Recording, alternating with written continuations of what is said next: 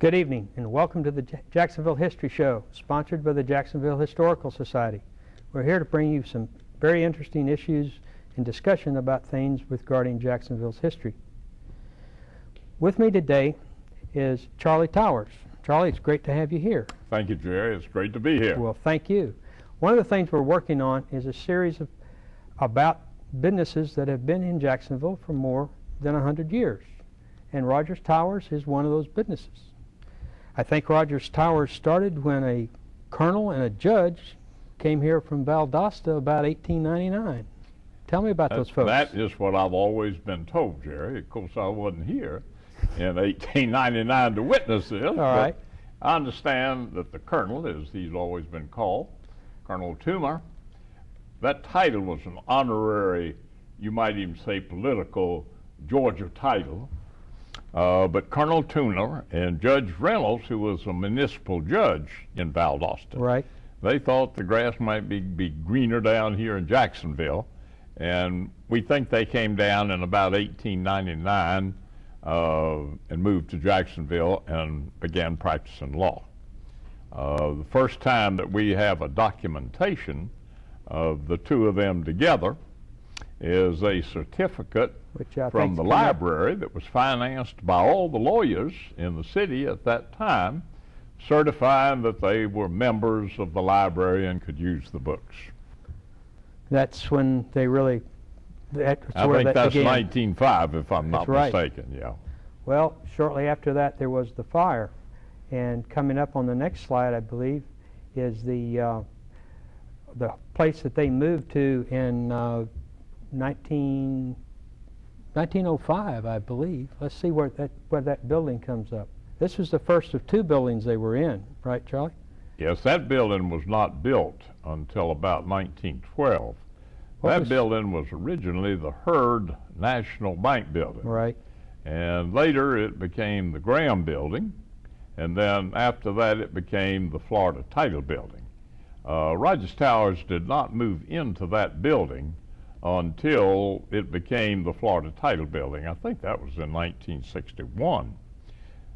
In my memory, they were always in the Consolidated building, which was a wood high-rise building, which was most unusual.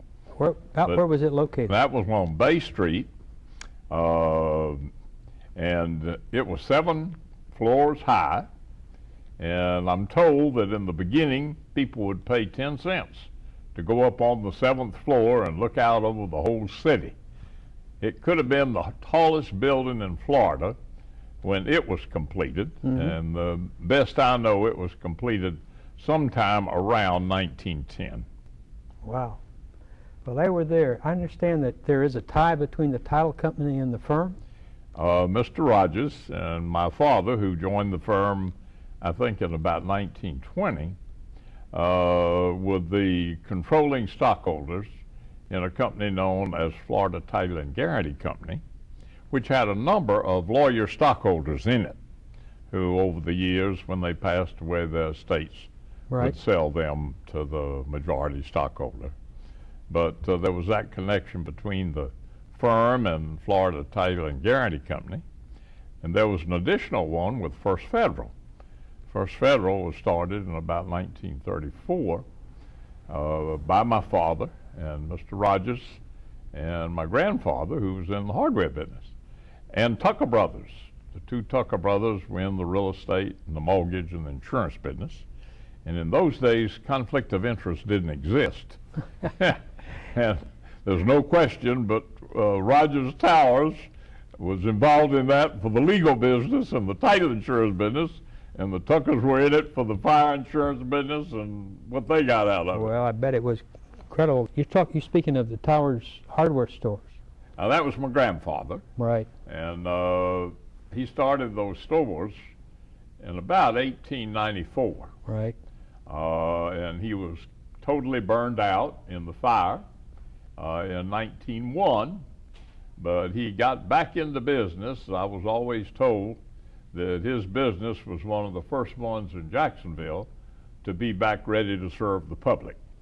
But he went to St. Louis and he got the backing of a large hardware company up there, and they shipped hardware down here immediately, and he first sold it under a tent, but he later had a building there.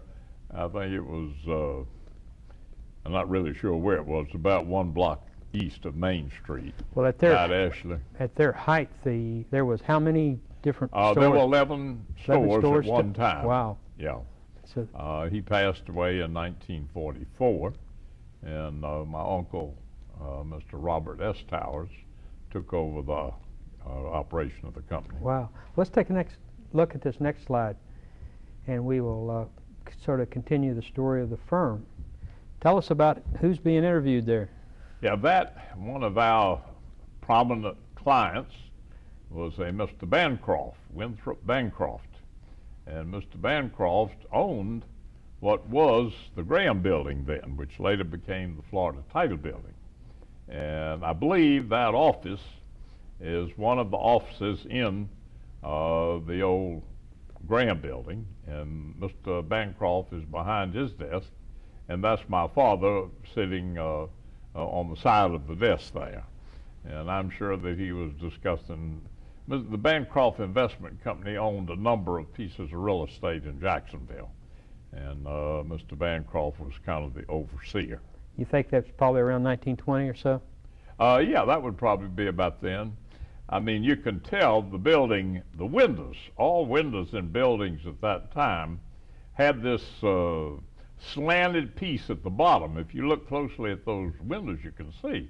Of course, there was no air conditioning, and not many offices had fans even. But you could raise the window as high as that little slanted part on the bottom, and you could get a breeze through the office without the wind blowing your papers all over the place. And I can see in that photograph there that at that time the Graham Building, as it was called, had those deflectors so that you could get some air in the office without having it mess up all your papers. Yeah. Do you think there's any chance we could get the downtown buildings now to do that? Maybe cut down on air conditioning costs? Not likely. I think that will be a cold day in June when that happens. I think it will be. Let's take another look at it. Here's a good rundown of where, from the colonel and the judge until today, and those are all the different partners that created the firms as they came along. And now it's from Toomer and Reynolds to now Rogers and Towers. We added names. I wasn't there yet, but they added names for quite a number of years there. Mm-hmm. When Mr. Toomer left, they dropped his name off. I was always kind of sorry for that. Mr. Rogers died in 1967, but he died with his boots on, so to speak. When I got back here from World War II, Mr. Bailey had just been made a partner, and the firm was Rogers, Towers, and Bailey. And then on down the road, Mr. Jones' name was added to the firm, and then finally Ed Gay, which was quite a while after I'd been there. All right. Let's take a look at this next slide. I think you recognize the man on the left-hand side. I do, and that's the city court chambers, and that's one of the city councilmen who's sitting there. I knew his name the first time you showed me that, but it's slipped my mind right now. But that's my father on the left, and he is obviously presenting some argument, and I would say it was on behalf of Jacksonville Coach Company. But we were privileged at that time, and that probably is about 1946, 7, 8. Right in there. Somewhere Let's take a look there. at this last one. And we represented the Jacksonville Coach Company. All right. And all of the taxi cabs. All of the taxi cabs were under one ownership, which was Guy Marvin. Wow. And they owned the airport limousine, and I was- the armored trucks, the armored cars, and all the taxi cab Wow. companies. And we were their lawyers. Well, I think this also shows something about the city about that point in time, because this is in the old City Hall, which was at that time where the Hayden Burns Library, as I understand it, that's where that building is. And again, you can see all the windows are open. It's quite a sight. That's true. There was no air conditioning in those days. Every now and then there would be a big fan, but even the fans, I wouldn't say they were plentiful. There was a scarcity of them, and you like to get somewhere near the fan if you could. Well, it shows just a small part of a 100-year history of some of the people involved in a firm, and it's really an honor that firms like this have been such an important part of Jacksonville. But I'd like to shift, Charlie, now from the firm to something really personal. I understand several years ago you did what the society would like for a lot of folks to do. You sat down with your grandmother and turned on the tape recorder. What was that like, and why did you do it? That was 1966, 1967. She didn't die. She died in 73, and she was in her 100th year. So when I sat down with her, she was well over 90. I guess she was about 95. She was born in a place in Georgia called Traders Hill. Traders Hill is located about 4 miles from where Folkestone presently is. And the only way you can tell where Traders Hill was is there's a plaque by the side of the road that says this is where Traders Hill was. Traders Hill was the county, it was the county seat. It was the biggest city in that county. And Folkestone didn't even exist. At that time. And there was no railroad. And when the railroad came through where Folkestone is, and that's when Folkestone began. Did she really enjoy talking to you about these things? Oh, she enjoyed it, and I enjoyed it too. It just what did you do with the tapes? It was so much fun. I'm having it's all been typed up, and I'm having books of it made for the members of my family. But she tells about early life here in Jacksonville.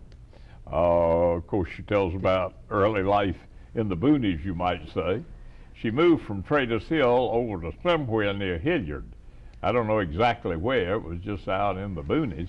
Her daddy was in the turpentine lumber business, and she remembered when they built the railroad dam that comes through Folkestone and on through Hilliard and Callahan. Charlie, do you think your grandkids were going to enjoy those stories? I hope so. I don't know if they will, but hopefully somebody will someday. You've typed those up, and you're going to publish those things now for Well, I'm going to make them available. Charlie, it's been an absolute pleasure to have you here today, and we really appreciate the history of the firm in town and your recollections. So it makes us appreciate. Well, I've enjoyed being here, Jerry. It makes us appreciate it all. It's fun to think back on these old things. It is, isn't it? Yeah. Please stay tuned for the second session, which will our Executive Director, Emily Lisko, will be right with you.